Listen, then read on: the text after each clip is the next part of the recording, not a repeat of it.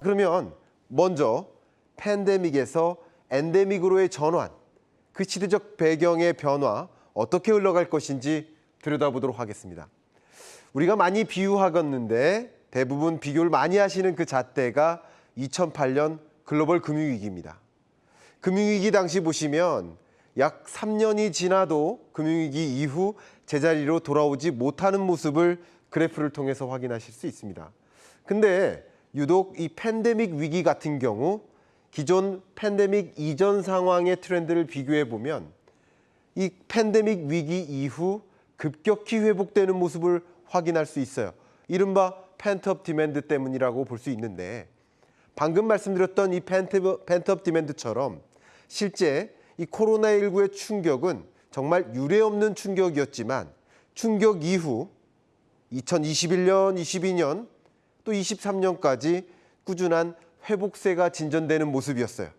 세계 경제는 총량적으로 뚜렷한 회복세를 보이고 있지만 사실 그 회복세는 선진국 때문이지 EMDE, Emerging Market and Developing Economies, 신흥개도국들은 전혀 회복세를 실감하지 못했었어요. 그 이유는 바로 백신의 불균형한 보급 때문입니다. 지금 이 강의가 이루어지고 있는 이 시점까지도 신흥국, 개도국들은 백신 접종률 우리 20%도 안 돼요, 40%도 안 돼요 하는 나라들이 굉장히 많거든요. 백신이 불균형하게 보급되다 보니까 백신을 먼저 확보한 선진국들 먼저 회복되는 그런 흐름이 나타났던 거죠. 이른바 보복적 수요가 선진국을 중심으로 나타났던 겁니다. 그러면서 어떤 일이 벌어졌죠? 러시아 전쟁이 있기 이전부터 선진국들은 경제가 뚜렷하게 회복되니까 소위 가전제품 바꾸고 자동차 바꾸고 또 스마트폰 바꾸고 수요가 늘어나는 거예요. 그러나 이 글로벌 밸류 체인상에서 들여다보면 이 수요는 선진국들이, 그러나 공급은 누가 합니까? 신흥개도국들이. 근데 이 신흥개도국들은 정작 여전히 탄광이 셧다운되어 있고 여전히 공장은 셧다운되고 또 농장도 셧다운돼요. 식료품 원자재를 비롯한 철, 비철, 금속 원자재를 비롯한 각종 원자재 공급은 이 완제품을 생산하는 데 필요한 원자재 공급이 계속 차질이 있는 것, 수급의 차질, 공급망 대란, 공급망 병목 현상이 2022년 가장 중요한 기업들의 숙제가 됩니다. 그것이 이른바 초인플레이션을 야기하고 있었는데 거기에 기름을 부은 것이 있죠. 그게 바로 러시아 전쟁이었죠. 이른바 우리는 인플레이션 쇼크를 마주하게 됩니다. 이 인플레이션 쇼크는 바로 원자재 가격의 급등으로 야기된 것이다 라고 해도 틀림이 없습니다. 여러분 몸을 구성하는 70%가 무엇입니까? 네, 물이죠. 자, 그러면 여러분이 지니고 있는 물건의 70%가 무엇으로 구성되는지 아십니까? 바로 원유입니다. 원유가 없으면 이 방송이 안 돼요. 이런 포인트마저도 생산이 안 됩니다.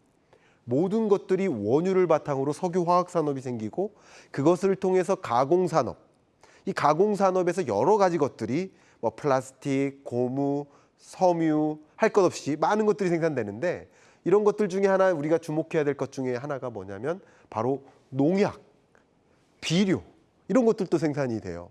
그럼 이런 것들이 모든 최종 제품의 가격에 반영되지 않겠습니까? 이런 식으로 원자재 공급망 병목 현상이 러시아 전쟁과 상관없이 원래부터 일어나고 있었고 이것이 바로 소비자 물가 상승을 견인하는 역할이었는데 러시아 전쟁은 이 공급망 병목 현상을 아예 딱 들어막히게 했다. 이렇게 생각해 보면 좋겠죠. 그런데 거기에 더해서 22년 중반부에 중국의 봉쇄가 해제됩니다. 세계의 공장이라고 불리는 이 중국의 공장이 이제 적극적으로 가동되기 시작해요. 원자재를 엄청나게 수요하기 시작합니다.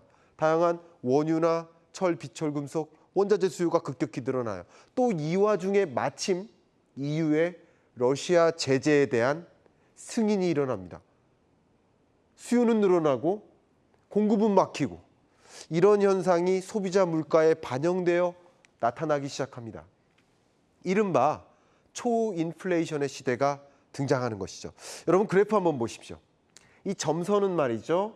러시아 전쟁 전에 IMF가 전망했던 이 물가 상승률 추이입니다. 점선만 한번 따라가 보세요.